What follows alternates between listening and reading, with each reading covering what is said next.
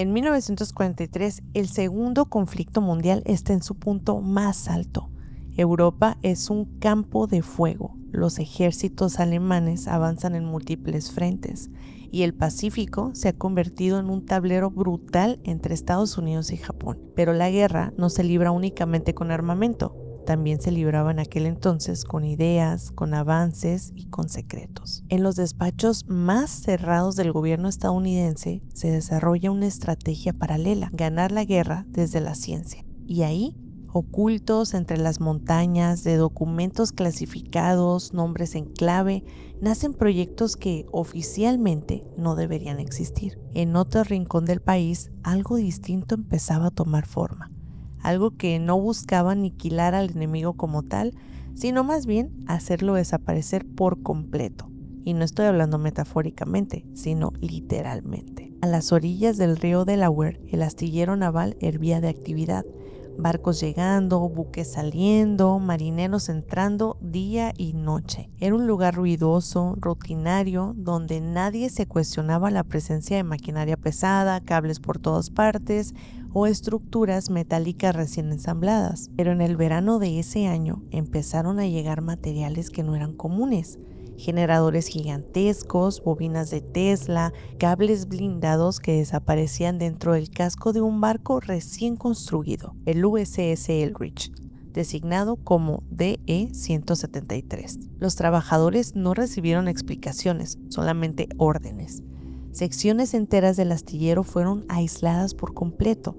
Los accesos se volvieron más estrictos e incluso el personal naval necesitaba ciertos permisos especiales para entrar en algunas áreas. Algunos técnicos juraron haber sentido vibraciones extrañas cerca del barco, como una electricidad en el aire. Y es que a partir de ahí los rumores empezaron a correr como la misma corriente por los pasillos, que el gobierno estaba intentando volver invisible un barco de guerra, que Tesla había dejado unos planos secretos que la Marina ahora intentaba aplicar, que Einstein, a pesar de sus dudas públicas, había trabajado en una teoría que permitía manipular la relación entre la gravedad, el magnetismo y la luz, la famosa teoría del campo unificado. Lo curioso es que en documentos desclasificados décadas después, sí hay referencias a notas recuperadas de Tesla tras su muerte, ese mismo año precisamente. Notas que hablan sobre resonancia, sobre frecuencias,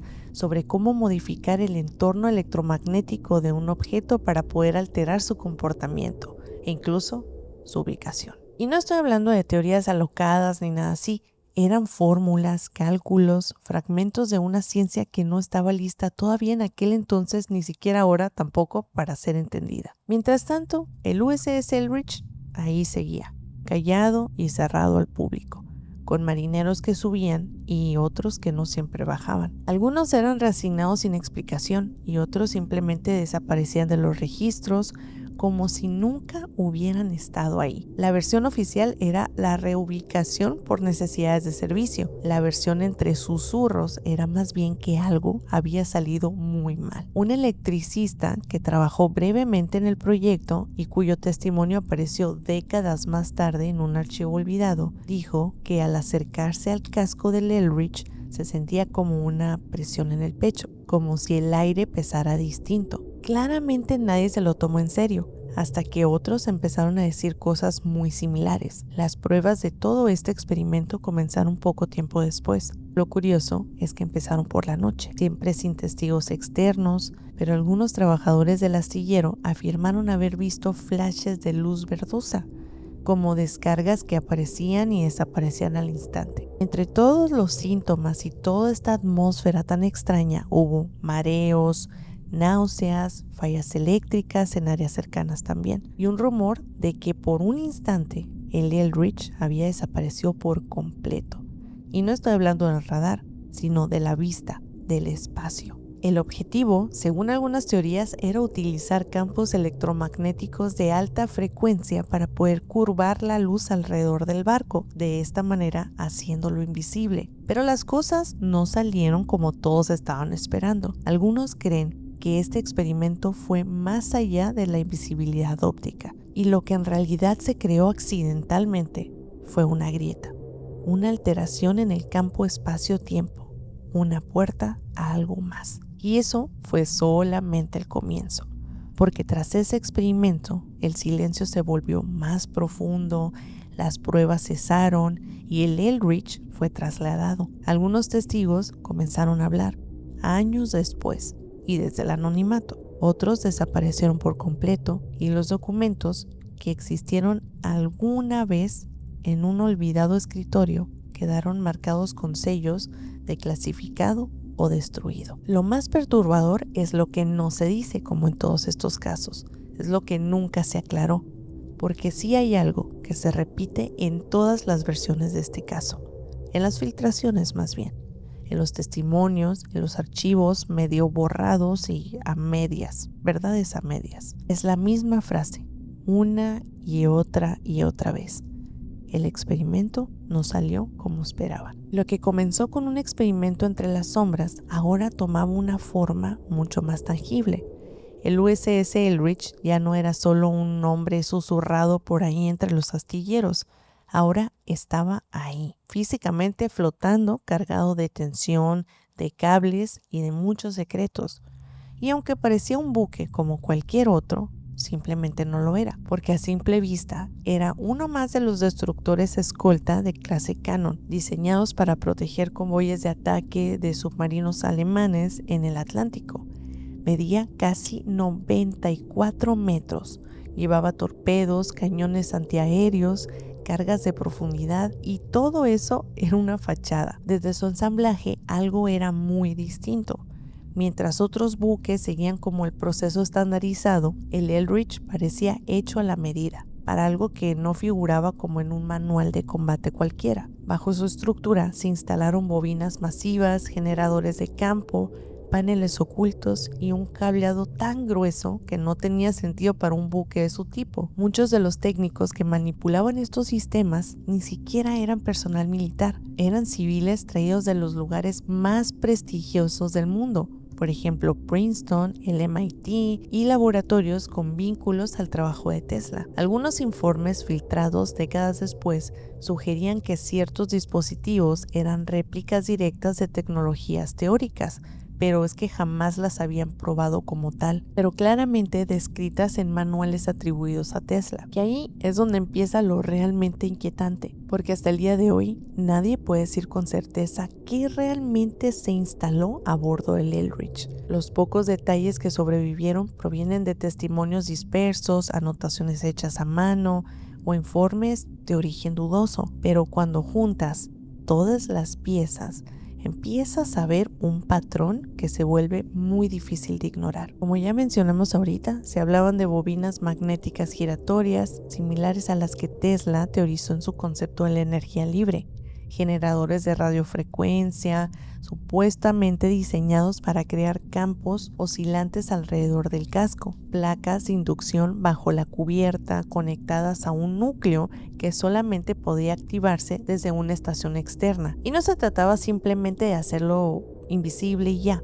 El objetivo parecía ser mucho más ambicioso y más radical. Aquí el tema era que querían alterar su presencia física, pero desde la raíz, modificar incluso su firma en el espacio, tal vez incluso desanclándolo parcialmente del tiempo. En otras palabras, hacer que este buque existiera en otra frecuencia. Y yo sé que esto suena muchísimo como una idea de ciencia ficción, pero también hay que recordar que en esos años la ciencia estaba caminando al borde de lo desconocido.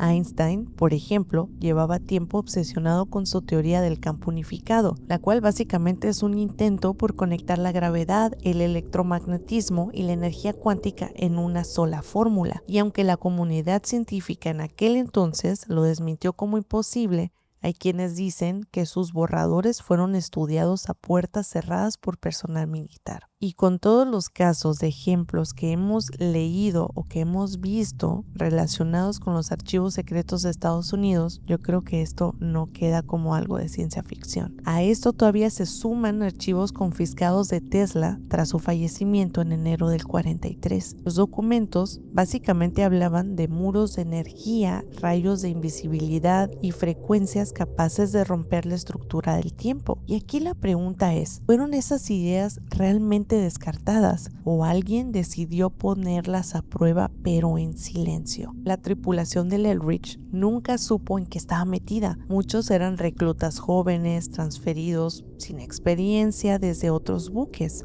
Algunos les dijeron que era un sistema nuevo de navegación. Otros simplemente obedecieron sin investigar ni hacer una pregunta más. Pero pronto empezaron a notar cierto tipo de cosas. Un sobreviviente contó años después que el barco vibraba distinto, que en ciertas zonas el aire se sentía denso y extraño, que a veces los relojes se desincronizaban sin un motivo, que nadie podía estar tampoco mucho tiempo parado cerca de las bobinas sin sentir náuseas o desorientación. A pesar de estos extraños testimonios, las pruebas empezaron de forma gradual, pequeños ensayos en áreas muy controladas, y aunque todo estaba rodeado de mucho secretismo, algunos detalles se lograron escapar. Barcos cercanos empezaron a reportar interferencias de radio justamente cuando el Eldridge activaba sus sistemas. Y en algún momento, este experimento pareció haber tenido un resultado positivo.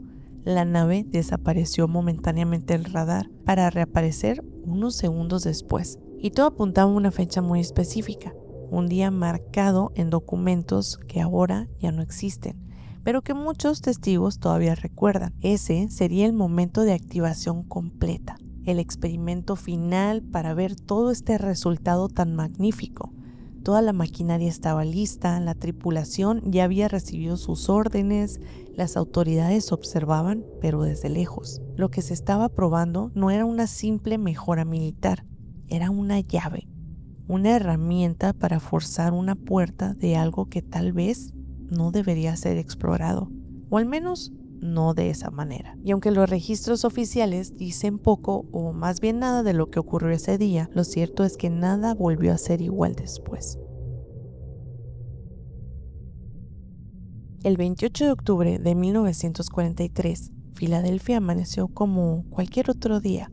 Cielo nublado, trabajadores desplazándose por los muelles, ruidos de herramientas, barcos siendo reparados. Nada que llamara la atención, nada fuera de lo común. Excepto por un detalle, había una zona totalmente restringida, con guardias más tensos de lo habitual, y un buque al que nadie podía acercarse sin las credenciales específicas. Era el USS Eldridge, aparentemente un simple destructor, pero esa mañana estaba preparado para algo más. Muy pocos sabían lo que realmente iba a pasar. Incluso entre los presentes, la mayoría solamente estaba cumpliendo órdenes. En lo profundo del casco, los generadores ya estaban encendidos, vibrando a frecuencias que no eran perceptibles para el oído humano. Y aunque algunos afirmaron sentirlo en los dientes, todo seguía suspendido. El ambiente estaba muy cargado, como si el mismo aire supiera que algo estaba a punto de romperse. A las 9:40 de la mañana, desde la estación remota, se dio la orden.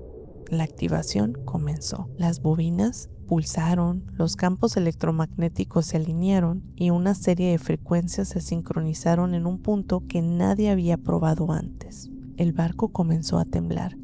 Y no estoy hablando de cuando enciendes un motor. No, esto era algo muy diferente, como si algo lo estuviera jalando desde otro lugar. Los testigos que observaban desde la distancia hablaron de una niebla de color verde que brotó desde el casco, cubriendo el buque casi por completo.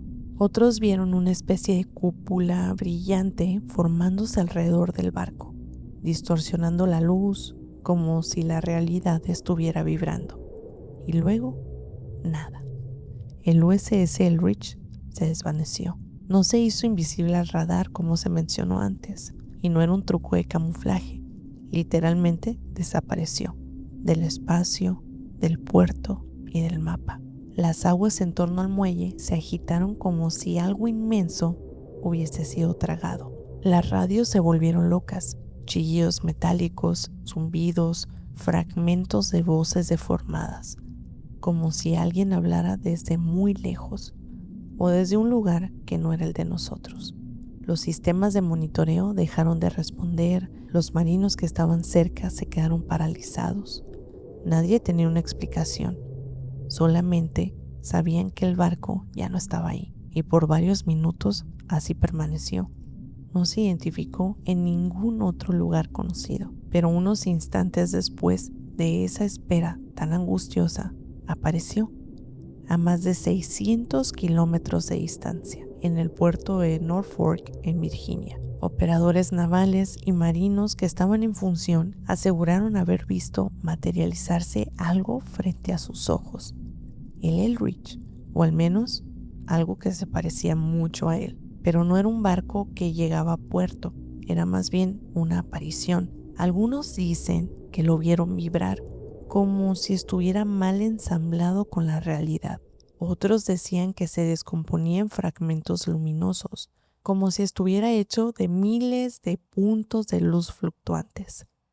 Pero lo peor apenas estaba por venir, porque se empezaron a escuchar gritos desde dentro, voces humanas atrapadas y desesperadas. Poco tiempo después desapareció otra vez, y entonces, en esta ocasión, volvió a aparecer en Filadelfia. Los equipos de observación notaron que los relojes del Eldridge no coincidían.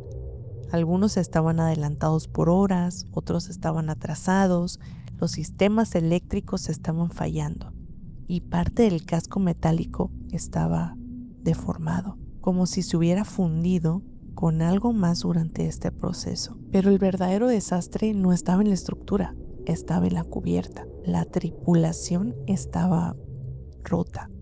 Había marineros llorando, balbuceando cosas sin sentido, con la mirada perdida. Algunos gritaban frases sin coherencia, como si estuvieran viendo algo que no podían describir, pero también con esto hubo casos más graves. Varios hombres aparecieron literalmente fusionados con la estructura del barco.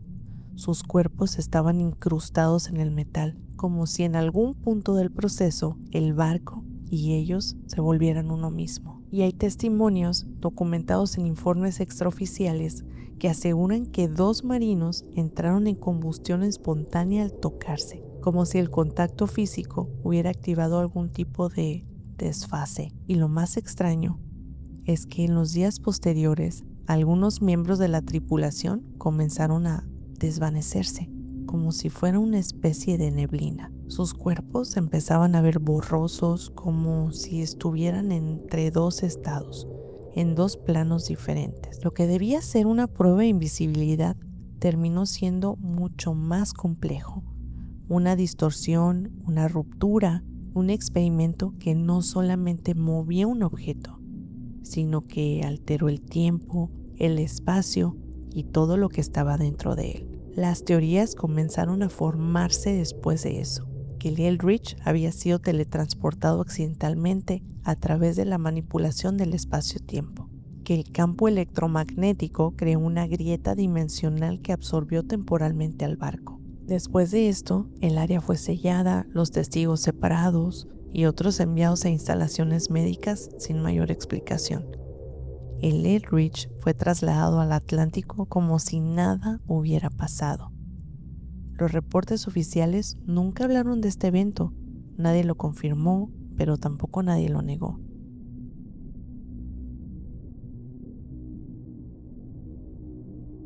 Después de las anomalías que se vivieron en el casco de este buque, también hay registros no oficiales de un caso donde 2 marineros se abrazaron en medio de un episodio y se fusionaron, y lo que quedó frente a los testigos fue una masa humana deforme. Los documentos clasificaron eso como un accidente estructural experimental. La Marina claramente actuó muy rápido. Sellaron todo, los sobrevivientes fueron dispersados y algunos reasignados a bases muy remotas. Otros también fueron dados de baja por trastornos mentales severos y unos cuantos simplemente quedaron ahí en el olvido. Y es que a lo largo de las décadas, algunas enfermeras y guardias de personal médico empezaron a contar lo que en realidad vieron, pero nadie tenía pruebas de esto. ¿Por qué? porque muchos de ellos fallecieron después. Y naturalmente, como se conocen estos casos, quienes tratan de decir la verdad fueron desacreditados, internados o simplemente silenciados. Pero para 1955, 10 años después de este supuesto experimento, un sobre sin remitente aterrizó en un escritorio de un astrónomo poco convencional, Morris K.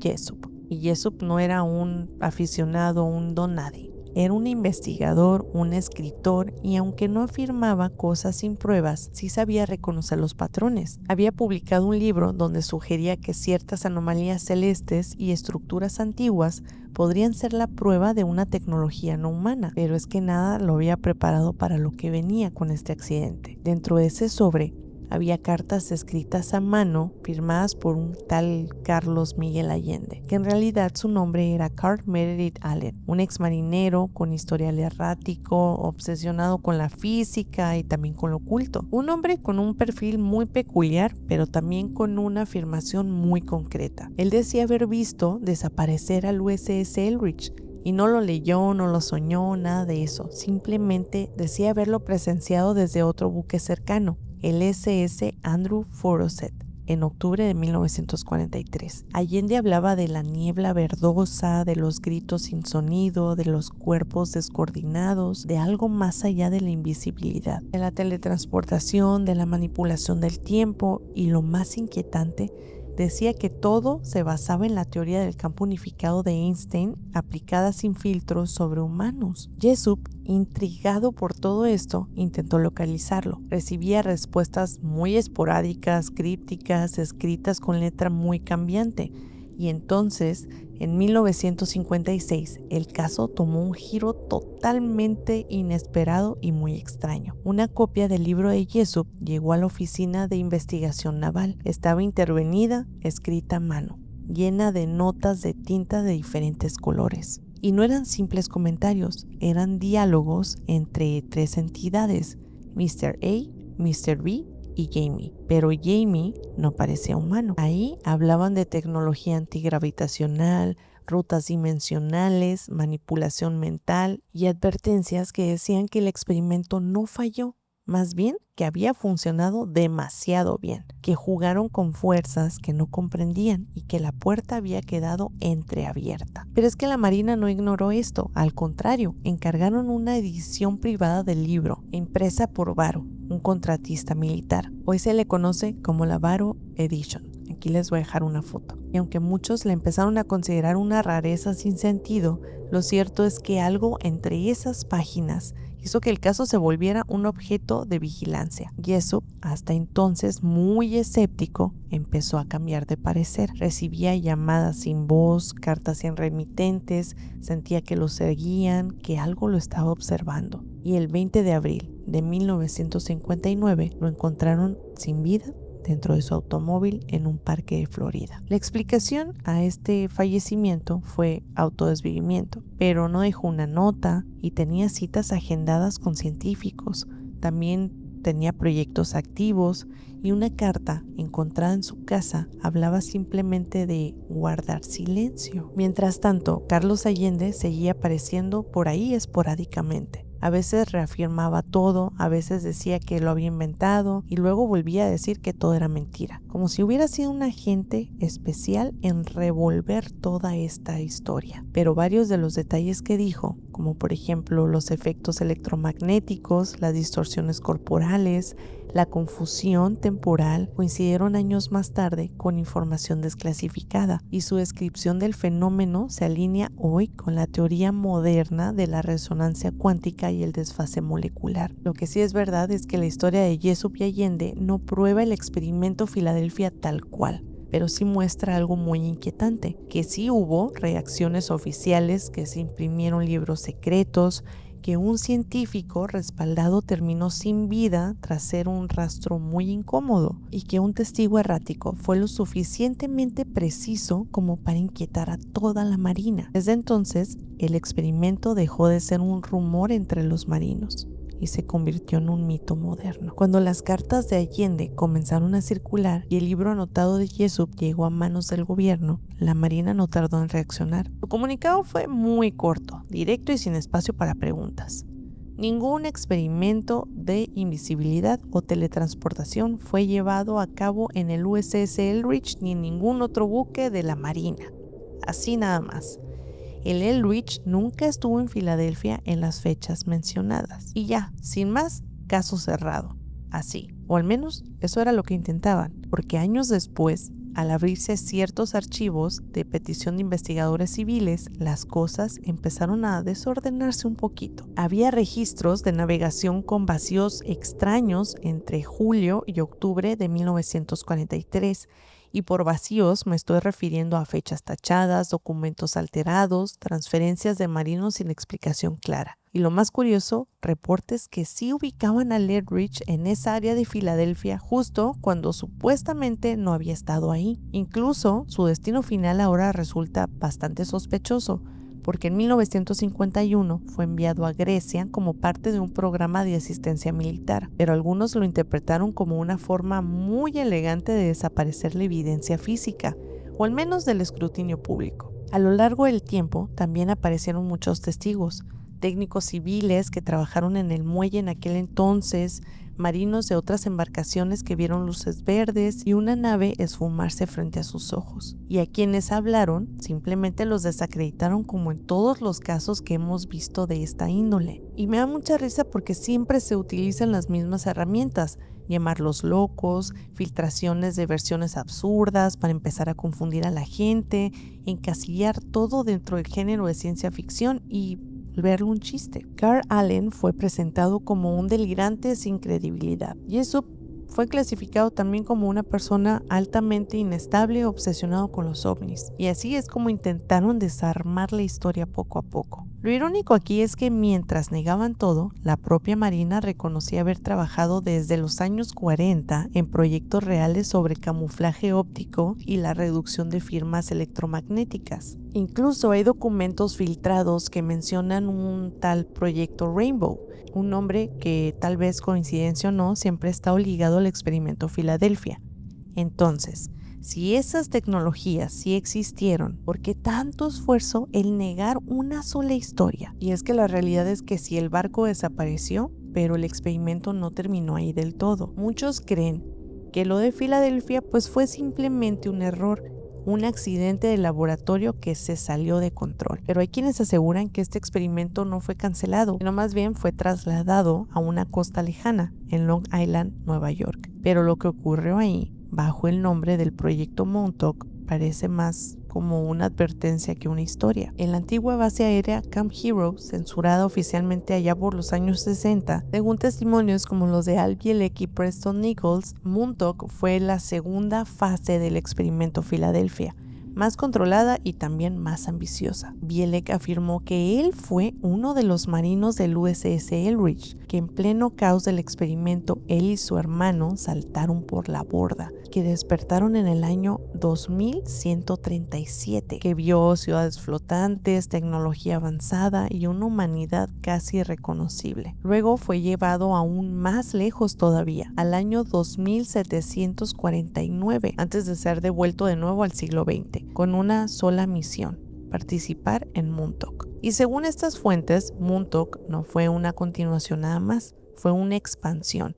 Manipulación en el tiempo, creación de portales dimensionales, control mental a través de frecuencias específicas y un dispositivo conocido como la silla de Montauk, capaz de leer y proyectar pensamientos. En algún momento se llegó a hablar de adolescentes con habilidades psíquicas, los llamados Montauk Boys, usados en experimentos de percepción y control mental. Cuando Montauk había reactivado el vórtice de 1943, durante unas horas, Filadelfia y Montauk quedaron conectados y el USS Eldridge volvió a aparecer brevemente. Personas desaparecieron, otras surgieron sin explicación. El pánico llevó a destruir el transmisor. Pero según quienes estuvieron ahí, la conexión nunca se cerró del todo, como si hubiera quedado una especie de puerta. También habría desarrollado tecnologías ELF, que se refiere más bien a frecuencias extremadamente bajas, para alterar sueños, emociones e incluso inducir a conductas colectivas. Nichols aseguró que algunos brotes de conflictos sociales durante los 70s y los 80s pudieron haber sido inducidos electrónicamente. Y la pregunta aquí es, ¿todo esto que te estoy diciendo es tecnología humana? Pues tal vez no del todo, porque hay teorías que afirman que parte del equipamiento era prestado, entregado por entidades extradimensionales a cambio de algo más. Supuestamente, un documento filtrado, Montauk fue un laboratorio para experimentar con el alma humana. Y desde entonces, los testigos comenzaron a desaparecer y otros simplemente fallecieron en condiciones extrañas. Camp Hero fue sellado al público por contaminación y todo aquel que lo intente investigar es ridiculizado inmediatamente. A veces creemos que los grandes secretos se esconden en bóvedas, en instalaciones subterráneas, pero hay otra forma mucho más silenciosa de mantener algo oculto, y es tenerlo cerca, ridiculizarlo o hablarlo. Porque si algo nos deja toda esta reflexión del experimento Filadelfia, es esta sensación constante de que no estamos tan lejos de entenderlo, pero tampoco tan listos para aceptarlo, porque durante años nos dijeron que esto fue un mito, que el Eldritch nunca desapareció, que la ciencia no podía hacer eso, pero cuando uno empieza a mirar entre líneas, los vacíos se llenan solos. Pero dentro de todo esto hay teorías mucho más oscuras. Hay quienes aseguran que este proyecto que ahorita les mencionaba, el proyecto Rainbow, fue el primer intento documentado para aplicar tecnología no humana, que el gobierno había obtenido planos o artefactos en los años 30 mucho antes del incidente de Roswell, y que lo de Filadelfia fue un intento desesperado por tratar de entenderlos y ganar este conflicto de la Segunda Mundial. Y fíjense que algo bien curioso de este caso es que con los años muchas personas han tenido como avistamientos del USS Eldridge en otras partes totalmente diferentes. Por ejemplo, en 1955, un hombre en Marsella juró haber visto al destructor entre la niebla. Y en el 1976, un pescador en el Caribe dice que vio un buque militar que flotaba sin moverse, sin hacer ruido y también sin nadie a bordo. Y en el 2004, un poquito más reciente, un satélite supuestamente captó una firma electromagnética en forma de barco, flotando en pleno mar abierto. Y la pregunta que muchas personas se hacen, incluyéndome, es ¿dónde terminaría ese experimento? Porque para muchos esto nunca terminó, más bien cambió de nombre, se convirtió en otros programas, como por ejemplo el HARP, el DARPA, proyectos cuánticos, y es que tal vez lo que pasó en 1943 fue apenas el primer paso.